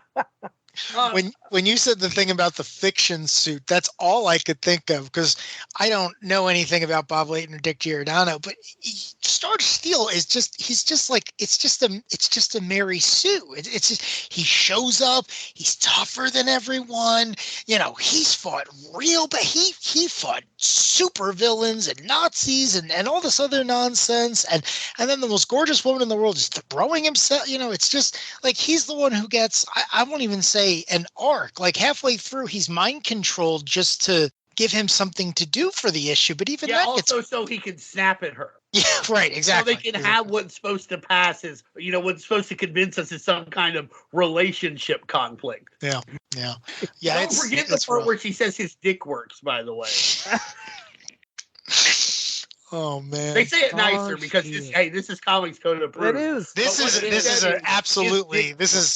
6 issues are so tame, even by the standards of 1999, where like you know things were getting a bit rowdier. But these are tame comics. Yeah, these are very much Comics Code approved. Everything is innuendo at best. Again, that line about Plastic Man where he's making fun of Blue Beetle, I thought that was a dirty joke. And then they continue to talk about carpal tunnel syndrome. And it's like, oh no, you're really just like making fun of him for being a nerd. Like that is really what the punchline is here. And it was just so awkward. It was just like, did no one read this thing before it went to the printer? I think the idea was maybe that they're like, okay, we're going to write this for like 12, 13, 14-year-olds, which they're like into those kind of jokes to an extent. But the thing about 12, 13, 14-year-old young men is they like to pretend they're more sophisticated than they are. You either have to like make a much more clever joke than they did, or just straight out be like, yeah, Blue Beetle jacks off, you know, because, you know, hit them over the head with it because they also like that. But like when they're not, because that seems mature somehow, you know what I mean? Like, oh yeah, that would be on Cinemax, you know, or some bullshit. But like, you can't do this stuff where it's, you know, it's just this shitty innuendo, although it is riotous in the most awful way. The other thing I wanted to point out was, and I sent you guys a picture of this, the robots that are guarding the satellite are just the robots from Chopping Mall. I sent a picture of like the robot from Chopping Mall right next to him. They're the same. They're on these tracks. They're like, oh my God, it's pretty much just, you know, straight up, which reminds me of the story. One time when I first met my girlfriend Emily, she and I were talking about, you know, slasher movies we had seen. And I was like telling her about Chopping Mall. And she's like, no, I've seen that movie. I think you're talking about Killbots. And I was like, no, I'm talking about Chopping Mall. She's like, well, I've seen a movie that's a lot like that. So I looked it up. Chopping Mall was originally called Killbots. They released it. It didn't do very well. They're like, oh, let's re-release it, but let's jazz it up. A janitor told them to call it Chopping Mall, and they put it out. It was a big hit. Make that guy the CEO, motherfucker.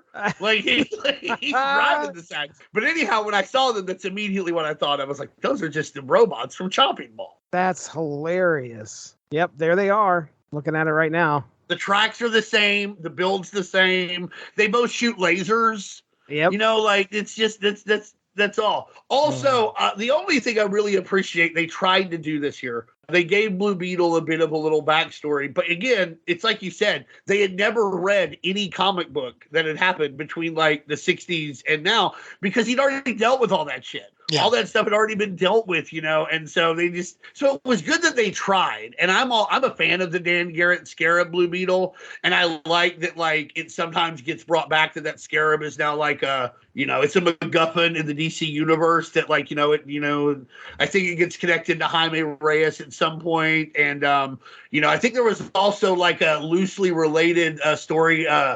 Vertigo series called Scarab that was like loosely related to it.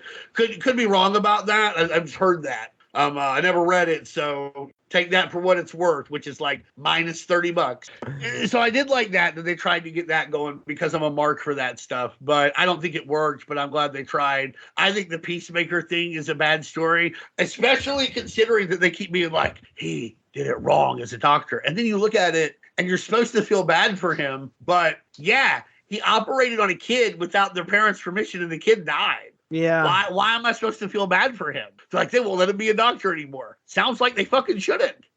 Like, apparently the kid was going to die anyway, but like you did this and then he died. So it looks like, like that's, even if it had nothing to do with what you did, that's a bad look. That's why doctors have to get consent. Why am I supposed to feel sorry for this guy whose actions arguably wound up killing a kid who he did without consent? Also, how does that happen? Did he kidnap this kid to do this fucking surgery? Like, right. Oh, hold on, I want to talk to your son for 7 hours. What, in 3 days if it goes bad? How does that even work? I thought that was a weird take. One of the, I did like that they showed the question with bruises, because a lot of times you don't see those normal guys get beaten up, and he's like, gosh, and he had that mask on a long time, so probably some of it was just stuck to his face, but some of it was, he had a black eye, he got the shit kicked out of him. So I do like when the so-called human heroes show those kind of weaknesses, because let's be honest, everybody who is a so-called non-powered superhero in these universes would have superpowers in ours, as evidenced by the fact that those guys just go into space. You can't just go into space. Like, astronauts train for like 900 hours and go in that spinny thing so they can start to handle the G-force and stuff. The question, where's his hat and tie? You know what I mean? That's it. Like, so I just want to say this is more proof that you say something like Batman or Green Arrow, they don't have, or Nightwing don't have superpowers. They absolutely do. You could not do that in the real world. Blue Beetle hangs things up. How long does he hang things up for here? I mean, says 20 minutes, because like 3 days. He's in they have that JLA spinoff, and he's in formerly known as the Justice League pretty quickly. And this was 2000, and like Infinite Crisis is 2005, and when he gets popped, he's been active for a bit. So that's probably one of the biggest things that I took out of this. At the end of this, Blue Beetle's like, I'm worked through my shit now. I need to, I'm just going to hang things up for a little bit. And I'm like, wow, that's pretty a big deal. That was your own dumb fault, because nothing in this comic book was a big deal. Yeah. To the point where the Justice League shows up and saves the day in a comic book that is not theirs in the penultimate issue. Not even the ultimate issue. Yeah, right. Our last issue, our last issue is pretty much an epilogue. It's a big shit pot full of nothing. Nothing happened. Law.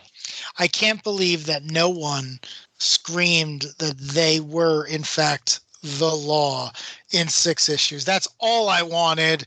Was someone, maybe Peacemaker, to just channel Judge Dredd, to give me some self-awareness of the nonsense going on here. But no, everyone played it straight.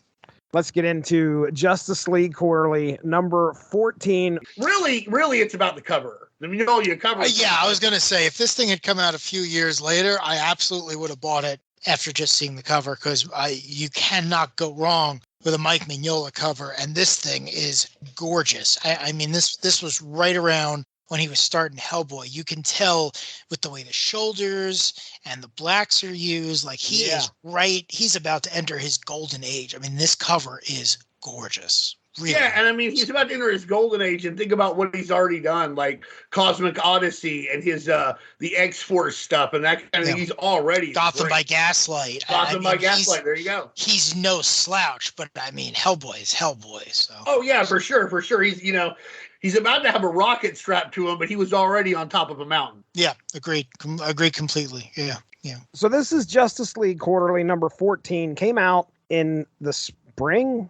Yeah, I got spring of 1994. So we're doing things a little bit backwards here, but that's okay because this story feels definitely kind of standalone. The story that we're getting into, we're just focusing on one story, and that is Havoc Unleashed, written by Paul Kupperberg, Michael Collins on pencils, Eduardo Barreto on inks, Bob Pinaha, letterer, and Gene D'Angelo, colorist. So again, this takes place before the events of Law. Specifically, what the big difference here is that Nightshade is actually, prior to being stripped of her emotions. But we do have a couple new characters here. And Dean, feel free here. I want to do my best to kind of lay out here Thunderbolt, who debuted in Peter Cannon Thunderbolt #1 from January of '66, part of Charlton's editors Dick Giordano's Action Heroes superhero line. I'm going to read this. This was straight from, I think, the inside. This was on the wiki, but this is like the description on the inside of the comic of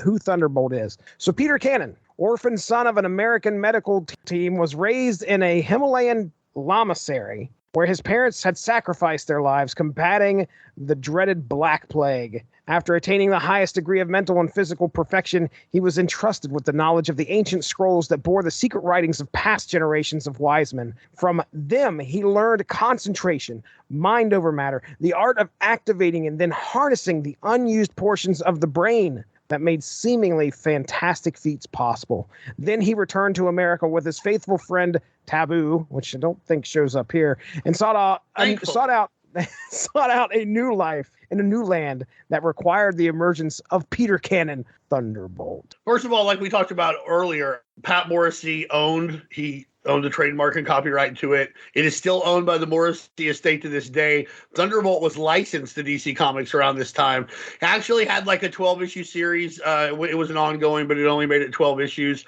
Mike Collins was the writer and penciler on that series, and Paul Kupperberg was the editor. So these guys, it's been a while since I've read that series. I do like it. We should cover it sometime. It's very fun, straightforward, quirky. But I think this is tying up a couple loose ends from that. And Justice League Quarterly, it came out every 3 months. There was a place where they could do that because, it's an anthology book. So you can, and Peter Cannon had been involved with the Justice League Europe a few times. So it was a way to do that while they still had the license. I love Justice League Quarterly and Green Lantern Quarterly growing up because, number one, they were just big, thick books. And you didn't get many comic books when you're a kid. You had to pick and stuff. And so, when it came time for me to choose which ones to steal, these would always be at the top of my list because, it's a big, thick book. I'll get a lot of enjoyment out of that. And you would learn about characters that couldn't show up anywhere else. Like, here's Nort. Here's some Alan Scott stories in Green Lantern Quarterly.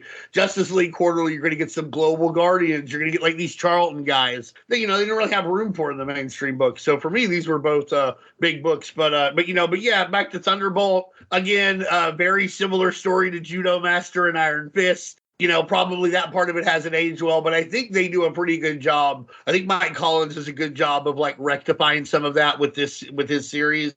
And then later on, when Dynamite works with the character, I think they also do a good job, getting away from the Orientalist feel that it has. But I love Thunderbolt. Looks cool. Like we talked about, based on the Daredevil, the Golden Age Daredevil costume, great character, great talent. Pat Morrissey, and this is the last fact I have for you, he was a cop for the the NYPD, and you weren't supposed to moonlight, so he signed his stuff Pam, which is like his initials, because he was worried someone on the force would somehow see it or know somehow, which is really funny. Can you just imagine he walks into that sergeant where they have the you walk into the headquarters, it's behind that glass of that desk, and he's just reading Thunderbolt and looks up and Pete. Great. I said Pat, but it's Pete Morrissey. I'm getting confused with Pat Boyette, who created Peace. Gotcha. The next character that I have listed here shows up for a very quick second in this issue and also in this universe. That is our new Judomaster, which I don't even think we have an actual name. This is his first appearance in this issue, created by Paul Kupperberg and Mike Collins. 2 total appearances for this character in the DC universe, and that is this issue and a Guy Gardner Warrior Volume 1, number 29. Is that the one with the bar? I think it's a cameo, from what I understand. So, just like I think that's the one where Guy opens Warriors, like the bar, and like there's just a bunch of guys in there. It's a superhero bar. This new Judomaster has come along and picked up the moniker of Judomaster. We also have Andreas Havoc. Nothing out there on this guy. He is a bad guy from the 12 issues of Thunderbolt. The Baron Mordo of the Thunderbolt mythos, if you will. I got it. Yeah. Like he thought he should be the one, and then he wasn't, so he just stole the scrolls anyway. And I believe he goes mad somehow, and now he's in Central Park doing bad guy stuff. Yeah, he is. All right, well, there you go. That's kind of, and then we have our main characters here. We got Adam. We have, the Atom, not Captain the Atom. Captain Atom. My goodness, it has broke us, Darry. You just love Ray Palmer. It's okay.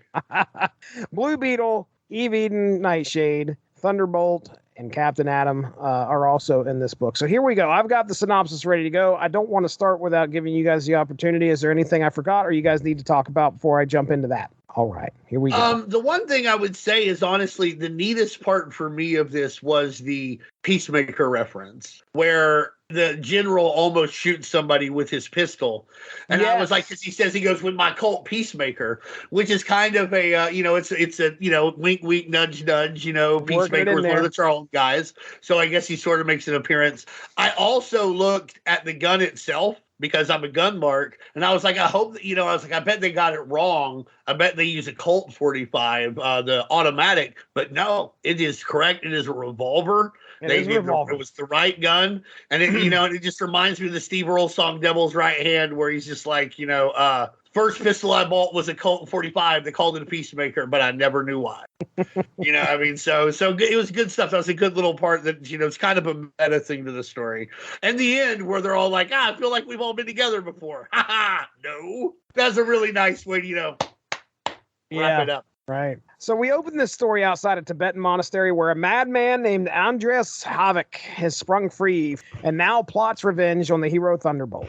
3 days later, a dome in the middle of Central Park appears where a figure claims Vajra has returned, demanding Thunderbolt be brought there. Sergeant Steel notifies Captain Atom and also tells him Nightshade and Blue Beetle are going to lend a hand. It turns out Andreas Havoc is upset because he feels he is the reincarnation of a mystical being called Vajra, and Thunderbolt stole that from him. As all of the team arrive, they make their way into the dome. After dealing with some summoned monsters, the team tries to track down Havoc. When they finally do, Havoc unleashes a spell that traps him in a horrific nightmare world. Outside the dome, a new Judomaster makes his way in, attacking Havoc and drawing his attention away from the rest of the team, allowing the others to free themselves. Nightshade is able to trap Havoc in one of her warps, defeating him. And at the end of the issue, the team reflects on how well they work together. There you go. Justice League Quarterly, Havoc Unleashed. Dean mentioned this, but I really, really like the scene at the end where they're all standing around and they're looking at each other and they're like, we seem to have some sort of connection. This whole story hints at the fact that in some other life they were all friends or superheroes who may have run into each other, as opposed to in Law where it's like, oh no, you are immediately the only superhero team who can save the Justice League and thus the world. So I liked here with the more winking and nodding, more of a... It's kind of a Grant Morrison Animal Man.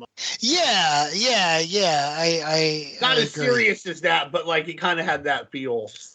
Yeah, it's less from a place of, no, this actually happened, and more of a, hey, yeah, if you read those, great, we're all back together. If not, and you want to see more of us, please write to DC Comics.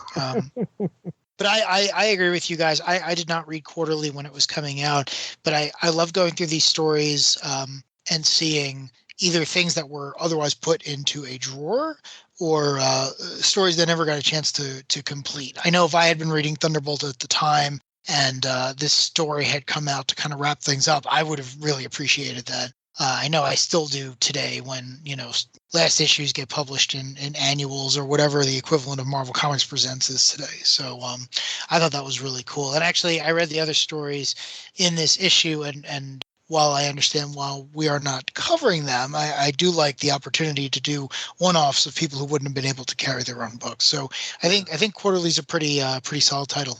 Dean, you talked about this being a perfectly acceptable comic book story. Yeah. I jump into this thing, and I mean, I feel the beats of that. Okay, hey, we got a threat. Gather the team. Let's go take care of business. Oh no, the evildoers got the upper hand. Thank goodness there's an element that he wasn't expecting, and boom, we're victorious.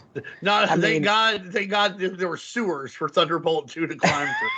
I remember starting this out. I had to read it a couple times because I was a little lost. I didn't know who these characters were. I didn't know, aside from what I had already read in Law, but I didn't know the villain. The villain was definitely weird and whacked out. Thunderbolt, I didn't even know existed until I read this. That's kind of how new I was when I was reading this issue.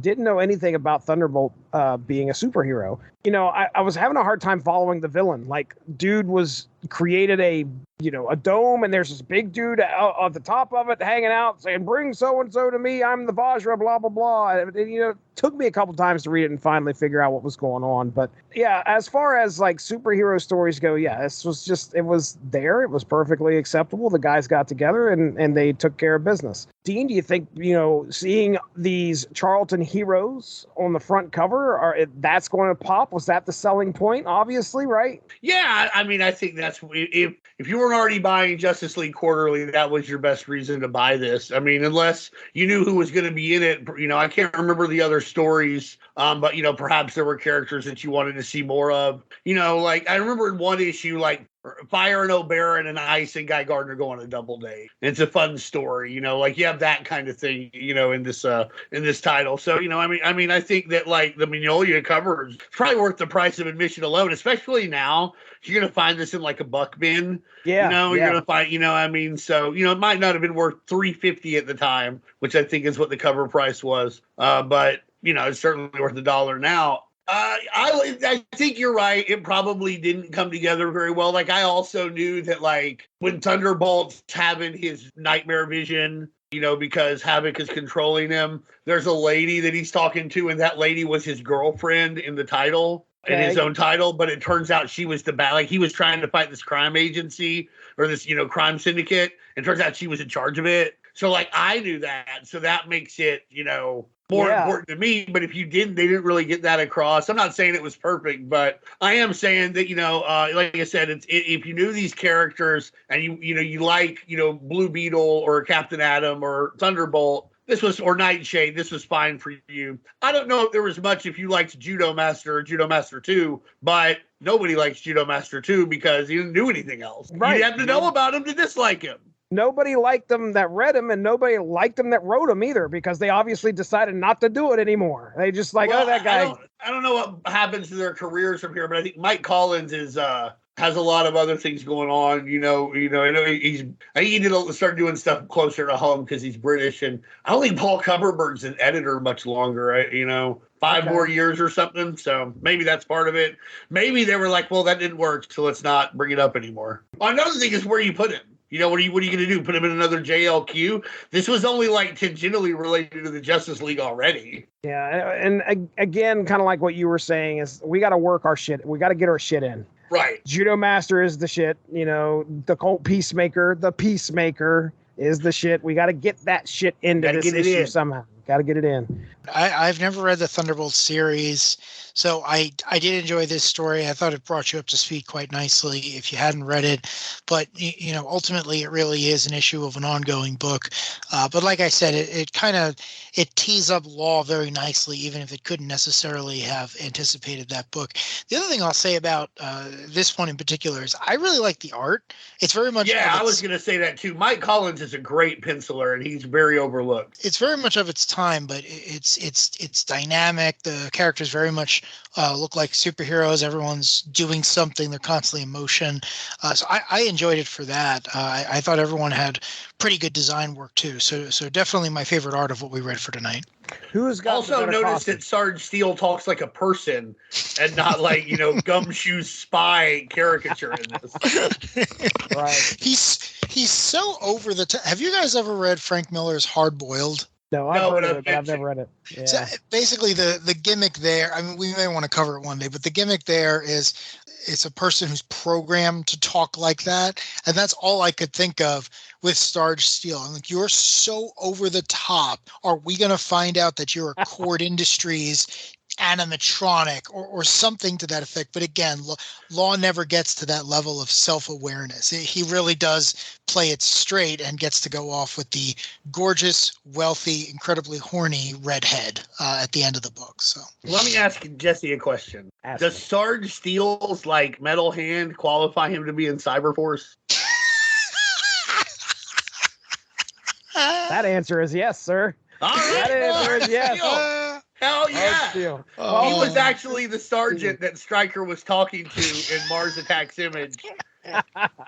That's why they got along, because I was like, why would they get along? He's like, that's why. He was just They've got a history. I mean, they're like, look. they do the fucking Oh, Predator dude. like handshake. Oh, yes. Like, like, Yes. with their metal hands. Yes, they do. oh my gosh. All right. Darry, tell me what costume do you like better? Judomaster original recipe or Judomaster remix here? I really like the Judomaster costume in the quarterly book. It dispenses with the other characters basically just wearing the Japanese flag, which is fine. But again, he's not in any way Japanese, so that's kind of a little Also, strange. seems like a poor idea since you decided to fight on the side of the Allies. Right, during dude. World War II. Someone Yeah, there's a might lot not going think on you're there. like, None of it's no, good. I'm with you. I promise. I'm Wait. just wearing the flag of our enemy. I swear to God. It's Also, very strange. I do martial arts, which you racists think that all Japanese people do. So I like the costume of Judomaster too, because instead of having a fake ponytail, that appears to be his real hair. He's wearing what I imagine would be closer to what an actual martial artist would wear. Everything's flowy, so he can kick and stuff. Again, it looks like something. Judomaster 2 looks like someone who Shang-Chi would have had to fight in the 80s. So again, I'm all about that. And again, I go back to what I said before about how when they adapted Judomaster for the Peacemaker show, they completely redid the costume from the ground they up. did. And it seems a similar approach was taken here, where they were just like, we're keeping the name and we're keeping the general shtick. Everything else is getting a redo because, it has not aged well. So I wish we had seen more of this character. I like the Tiger Rip relationship that we did get in Law. I think that played out narratively and thematically very well. But yeah, this guy, it's kind of sad that he never got to come back into the spotlight. Yeah. if one can call a short story in Justice League Quarterly the so-called spotlight. Oh man. Hey, you never know, characters, if you land at the right moment, you never know. You never know. Honestly, when DC should have brought Judomaster back was probably like 1984 when Chuck Norris, there was a big ninja craze around then. Everybody, we always, were throwing ninja stars and shit at recess. I remember we had a rule for the playground. Like there was a rule that was like no fighting. There was a special rule by itself, no ninja kicking. Really? So that's how ninja shit was. The Ninja Turtles are about to start. So they might have should have taken a shot there because it might. But DC. By the time they decided to jump on a fad, it's been dead for a couple years. Yeah, in 1994, I think Turtles were absolutely on their way out, and this would have been too early for Power Rangers. So Judomaster is right in the tiny nadir where there were no ninja characters, unfortunately. Right. Marvel superheroes, just throwing this out here, we got Justice League Quarterly featuring a new character. Yeah. That jumps, this is Judomaster. We're expecting him to jump off the page, become a very big extreme hit like Squirrel Girl from another quarterly sort of from Marvel superheroes. Was that a quarterly book every once a season? I believe it was a quarterly book. It was the same here, spring, summer, fall, that was winter. 91. Yeah. I mean, to be fair, though, a long time. So, and it took her a while. Squirrel Girl, even then, I remember actually reading that around the time it came out. Squirrel Girl has a certain je sais de quoi, you know what I mean? Like there's something that's just adorable and fun about her that just does not apply to Judomaster 2. Although, who knows, in 5 years, somebody could be like, it's time, and they put a little spin on it, and before you know it, he's drop kicking Darkseid, and now he's over. Well, to be fair, he is sort of over right now. We have no idea what the name of that. We don't know what that Judomaster's name in Peacemaker the show is, right? We don't know that name. We do not. It could be that you listen. James Gunn has just got to say, well, there is some precedent for this, and it's in that Mike Mignola cover of the Justice League Quarterly. And suddenly, if in the not too distant future you have found this episode because you were curious about this version of Judomaster, we're sorry, we have very little to offer you. Yeah. But buy it now, kids, before it's hot. Yeah, seriously. Oh, get in early. The action heroes, the Sentinels, the whatever you want to call them, I kind of feel bad for them on a meta level because you're going to try to bring them back. You're going to try to relaunch them. You're going to try to integrate into something. But the first line out of anyone's mouth is going to be, aren't you the guy from Watchmen? Like you just, there's no chance. I don't care if Peacemaker runs for 100 episodes. At the end of the day, it's still going to be like, wait, weren't you the guy Comedian was based on? So just part of this is funny because it's like, well, we're going to try to do superhero stories like we used to do. And it's like, yeah, but I need Peter Cannon threatening to blow up New York to stave off something far worse. So I don't know. It's just kind of funny to try to watch them do this and just think in the back of my head, yeah, but you got an HBO show that won a bunch of Emmy Awards that none of you were really in. So I don't know. That they've done a good job with Blue Beetle. As far as like, he seems very far away from Night Owl, especially when you factor in like the Jaime Reyes version. You know, I think that that's one that was like less recognizable. But yeah, pretty much everybody else. You put the question in something, people are gonna be like, "Isn't that Rorschach?" Yeah. Right. But to your point, I always did find it interesting that Denny O'Neil and Steve Ditko couldn't be more different, regardless of the fact that they're both legends in the relatively small comic book industry.